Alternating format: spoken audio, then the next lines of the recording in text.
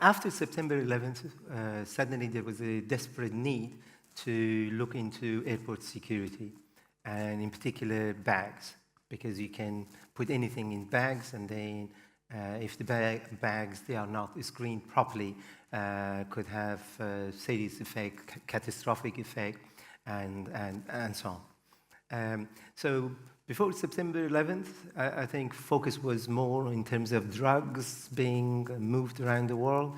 But then after that, there was an addition of not only drugs, it's actually explosives and so on. So my talk today, I will cover aspects of airport security, not all of it. So if you look at the entire airport, it is a large, complex system, and one could say it is a system of systems. So it has many subsystems, and the system, there are a lot of uncertainties attached to this system of systems. And also the behavior of the system is different, and it can and does have an emergent behavior. If you look at, we can split it in terms of passenger operations, freight operations, and aircraft operations. And the freight operations, so you have import, export, and security issues. And with aircraft operation, you have air traffic control, gate assignment, and security.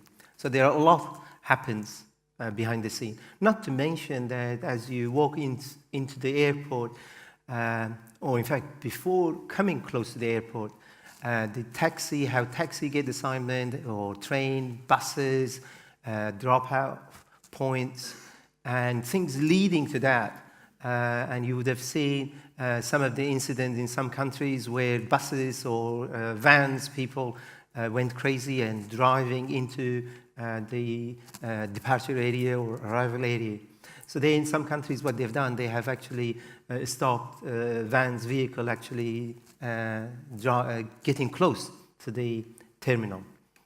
And that has its own consequences in terms of time takes people to actually get into the airport, flow of passengers in terms of walking and moving luggages and so on. So every time a small change can have serious consequences.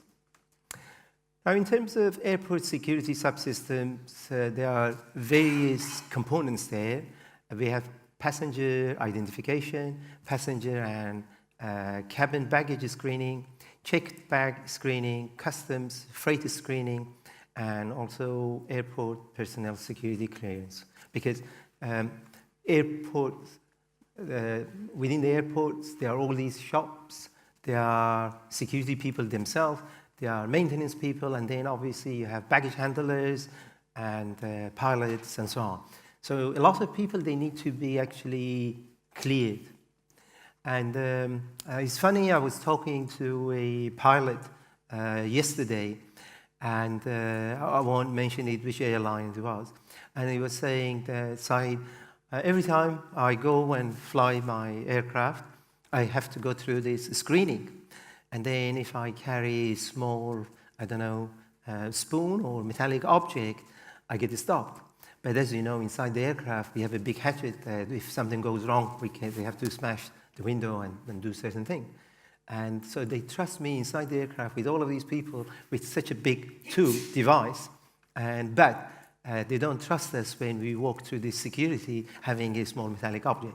And it's an interesting perspective. So although you can be cleared, you're only cleared for a particular period of time or for a particular instance and so on. So nobody is ever cleared all the time.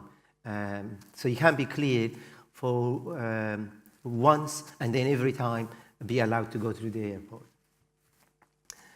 You may ask, what is a baggage handling system? So there are several components. I mean, you take your bag to the airport, you give it your bag and say goodbye to it. And sometimes you see your bag back, sometimes you don't. And I won't go into details of why you don't see your bag sometimes.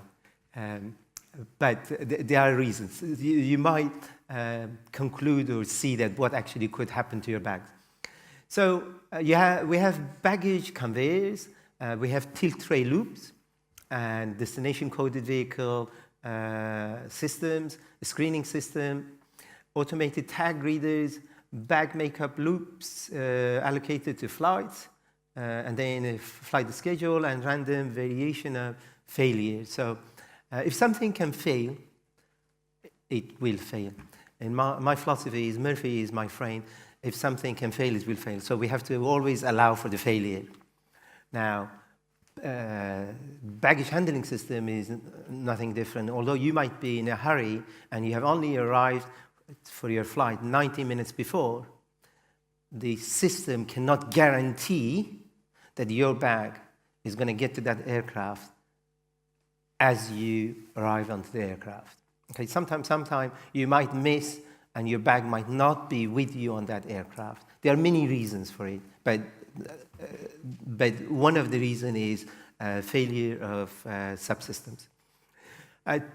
After September 11th, there was suddenly a desperate need to look at security upgrades for all of the airports around the world. It started from big international airports. Some of the airports we have worked with, they are the largest international airports. I will not name any airports, but they are the largest international airports that at any one time, when you are pushing bags through, we push 100,000 bags through, okay? And the length of the conveyor networks, there are over 10 kilometers of conveyor network, not 1 or 2 kilometers. We are talking conveyor networks, okay? I work in manufacturing and big auto manufacturers and modeling and simulating conveyor network, 1 kilometer. So wow, this is a big conveyor network. And then when you work with baggage handling system, 10 kilometers is a different beast. So when they were originally looking at for upgrade of the airport security system, in particular for baggage handling, it used to take around 7 months. And what traditionally they used to do, they would define the, this is the design process requirements, and then there's a data exchange part there, and then information such as arrival data, number of inputs, number of exit, max cycle time, and so on, is given to simulation engineer. And then simulation engineer define the system. And then, as this is happening, so we are in month 2 or 2.5 months has passed, and they do initial layout design. So by that time, simulation engineer, they get some CAD layout, all right? And then based on the CAD layout and then flow rules, they actually develop a simulation model. And then what is that? As that is happening, then layout design changes, they revise. And then by that time, simulation engineers, they have worked on their models the way they used to work, and then they produce some results. And then by the time the result you have produced is quite different from what you were given. All right? So then you have to go through an iterative process to achieve that. Normally it used to take, it takes around 7 months to do that. And especially if you are in the security business, 7 months is a very long time. So we felt that something needs to change. So we said that radically faster simulations needs to be done. Simulation that can be independent without CAD data. Can we actually simulate something without having CAD data?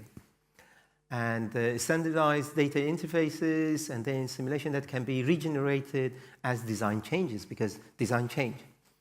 And simple, to come up with simple analysis tool. So we came with this philosophy, and we said, okay, at the beginning, we know that about flight schedule, layout concept, resource data, and routing rules. We know, and airports, they know. And can we actually use that information and create a simulation? We call it simulation definition. And then by using that, we created a schematic simulation, a schematic. What I mean by schematic, I'll show it to you in a minute, that we use Microsoft Visio and tools that they are not discrete event simulation tools at this stage, that you give a schematic of what the whole simulation process should look like and what should be included. And then we do some analysis, we feed this information back to engineering design process. So why I'm showing you all of this, the entire process of modeling and simulation, achieving this, we have reduced it from 7 months to 6 weeks. So this entire continuum I'm showing it to you is within 6 weeks. So we give this information back to engineering design process, and now they have some very good idea of the layout. And they use the layout design information which we have given them to produce their CAD layout. And then once they produce a CAD layout, we get the actual CAD layout from them and use a different simulation technique, discrete event simulation. And we call that physical simulation. So it's not physical. When we say physical, it's discrete event simulation. Tools such as Quest, Arena, Automod, visual components, and so on. And then we provide some analysis back to engineering design process. And then that actually influences their design. They use that to revise their design. And then we get revised design and then produce our final simulation or revise our simulation. And we provide that information back to engineering design process. So in this way, both sides, they fully understand what is needed and how to be done, and to be done in a very short period of time. Time is of the essence. So then we said, okay, to make it simple, we want a drag and drop, a tool that you don't need to be really a genius and superstar and knowing the domain to actually use. So a drag and drop tool and a database with the standard baggage handling system operating parameters. So BHS stands for baggage handling system. So if we can develop a series of elements that from a library you can drag and drop. And then a simulation generator to create and update the simulation model. And then also to have a specialist analysis tool. Now, the phases, so there are 3 slides. I'm presenting this information from different perspectives, in different ways a few times. So we say, okay, create a schematic or flowchart, and then build a 3D model or 2D model. Define routing logic to control bag flow based on bag and resources status. Set resources performance parameters, so you define all of your stats.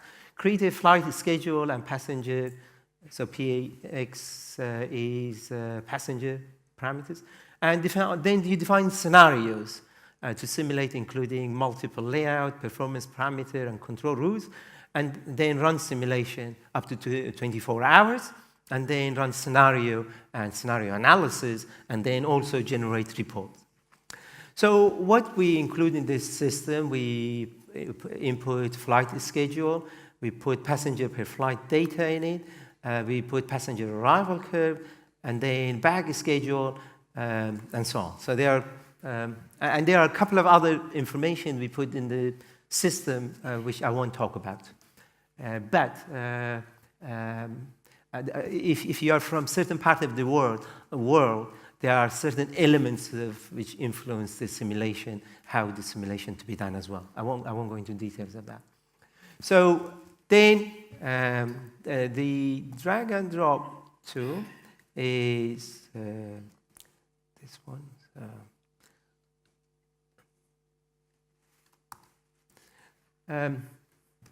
So this is how quickly we can actually start building an entire, as you can see, we have a library of, having worked in that space, we know how to design a baggage handling system and security system.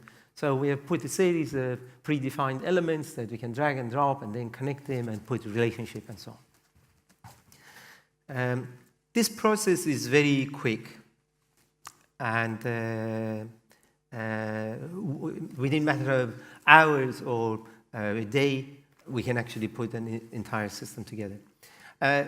More complex systems could be slightly a different story, and I'll show you that we can actually create really complex or complicated system that, and some people, they've looked at that and said, oh, you can model an entire telecommunication network, on any network really, if, whether it is water flow or baggage flow or whatever. And it's true, the system you can use for a number of domains, which we already have.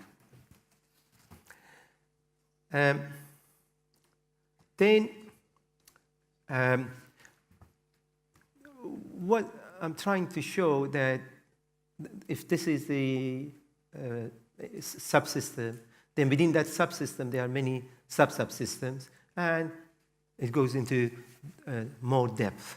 So it can be a very complex system. Now that was a schematic design. You know the part I said is schematic and physical. So design engineers, they use that schematic, they have produced their CAD layout. Now they have given us the CAD layout. So then what we do, this is a new Mac I'm using, I sometimes lose my mouse.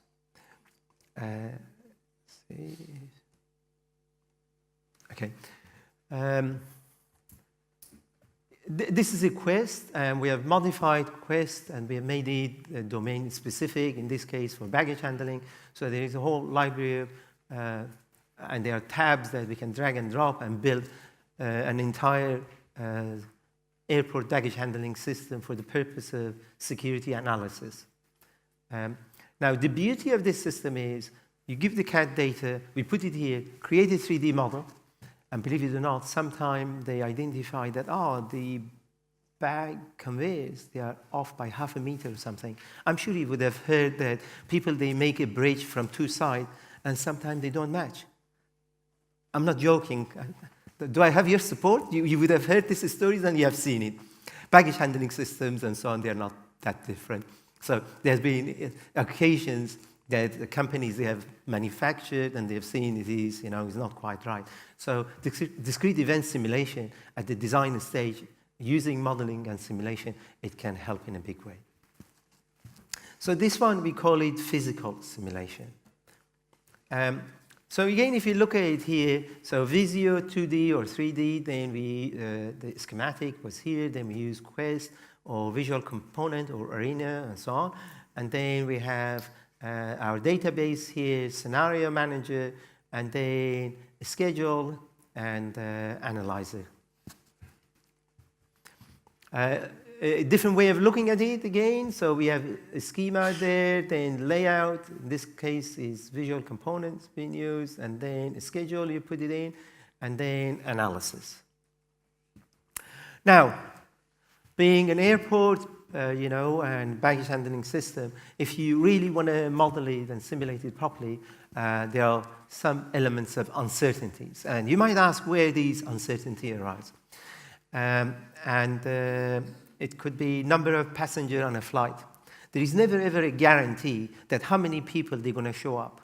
Somebody might have an accident just before the airport. Somebody might have a heart attack. Somebody might have gone into a particular club and has drank too much alcohol that they are not allowed to go on that plane. But just imagine that their bag has already been loaded onto that aircraft.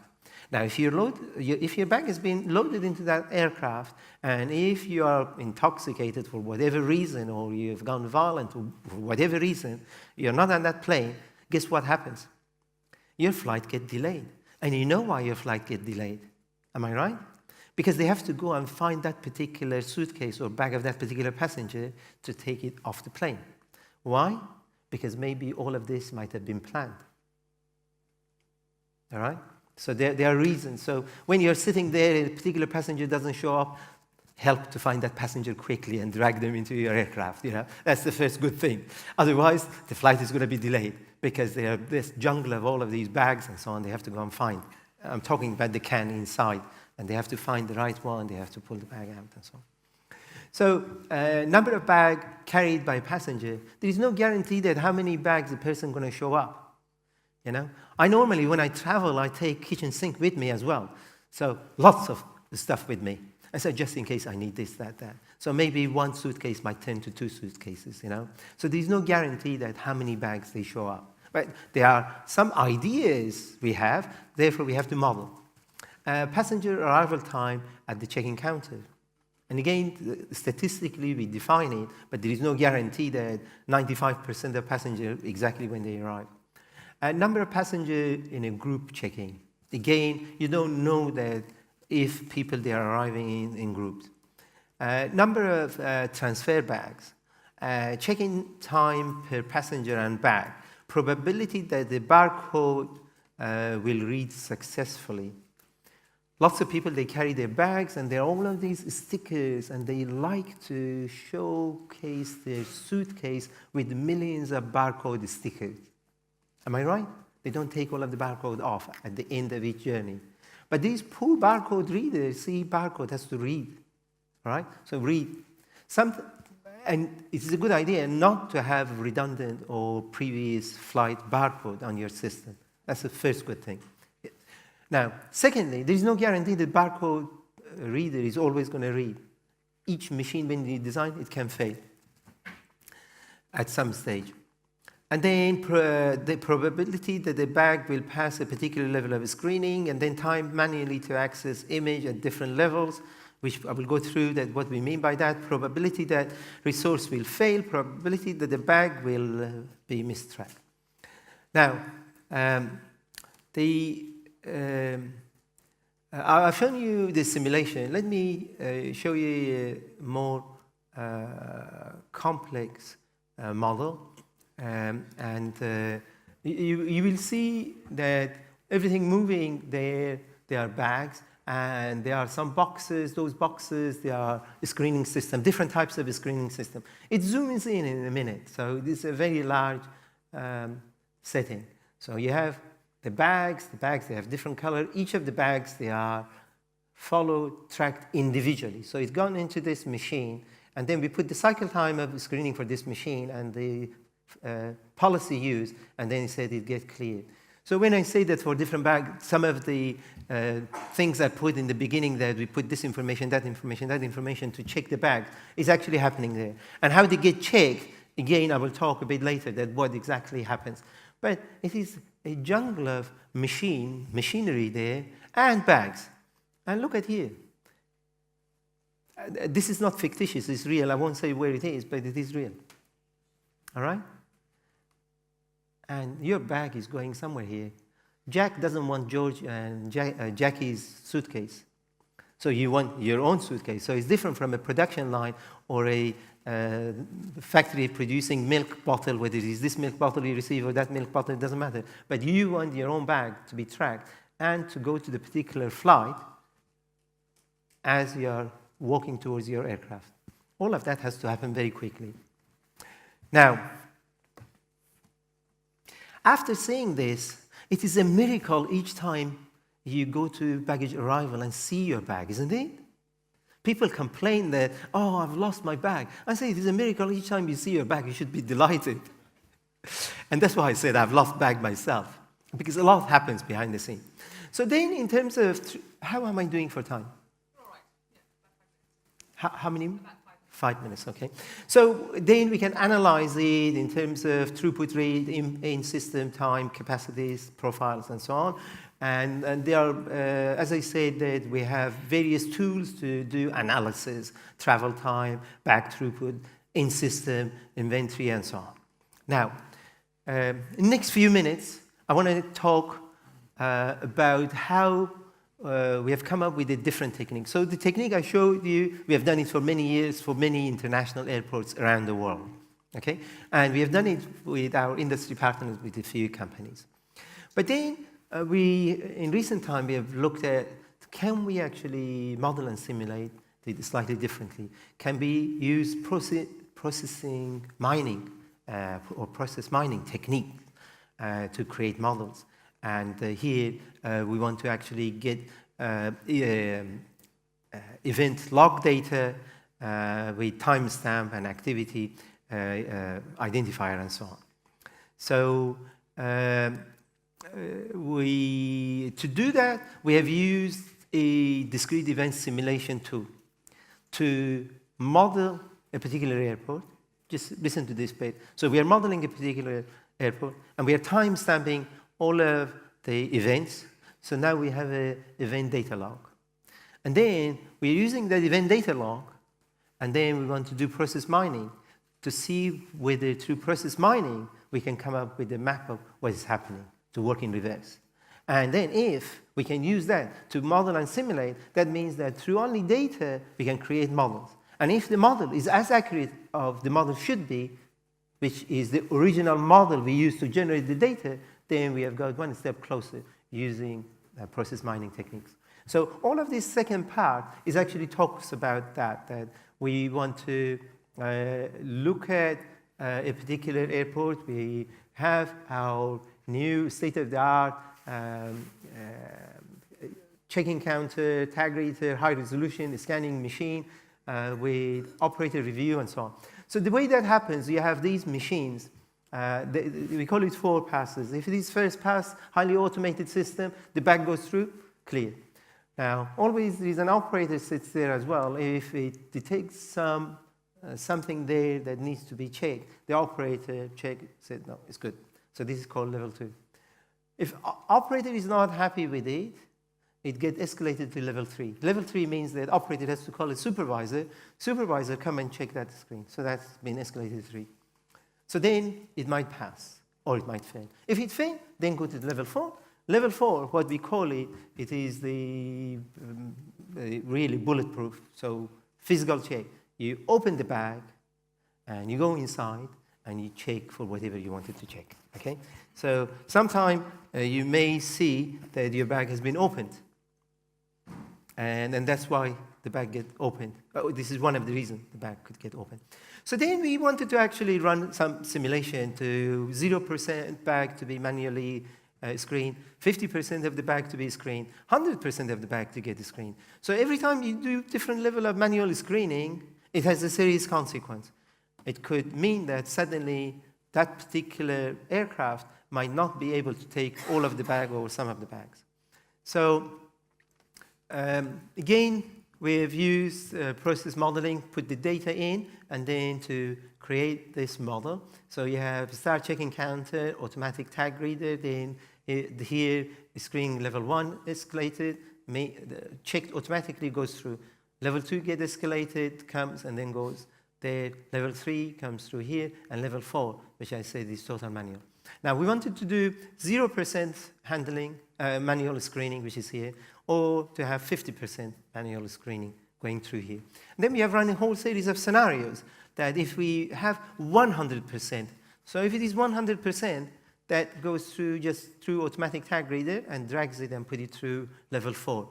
Okay? And then we have looked at what are the effects, what it happens, and what are the consequences. So next few slides, it shows that what actually happens when you go manual. The short story is takes a long time and lots of operators you have to have there and check them manually. Now, then we looked at if you have number of operators, if it is 0% screening in terms of operator utilization, there are only 5 minutes, 5 minutes, 5 minutes you are using. If you do 50%, then 28, 29, 30. But if it is 100%, all of your operators, they are actually busy most of the time. Okay? And again, that will have certain consequences. So let me summarize that the kind of tools I have shown you, which has already been used with various airports, it helps people to look at their particular airport, to see what level of technologies they have, and what level of technologies they are available, and then how to go about their business in terms of setup before actually purchasing the equipment and actually commissioning it. There is one more part that I haven't talked about. There are companies out there that they come and put all of these conveyors and so on. They program these systems. Now, you get the system, you program it. how do you optimize it? Normally, control engineers, when they bring with PLCs and so on, they put the system, they have not taken the system through a discrete event simulation, all of the scenarios which I've explained how to optimize that system. So what we have come up with, a code generator, ladder logic code generator, where the information gate is spit out from our discrete event simulation, and then it gives you a map of a ladder logic and the code for the ladder logic, which is highly optimized code to control the conveying system. With that, I stop, and I would like to thank BNP, our research partners. We have worked with them for many, many years, and also my colleagues. We have nearly 20 people that have been working on this range of projects, whether it is body scan, it's another project we have worked, air cargo security, but today I only focused on baggage handling system. Thank you very much.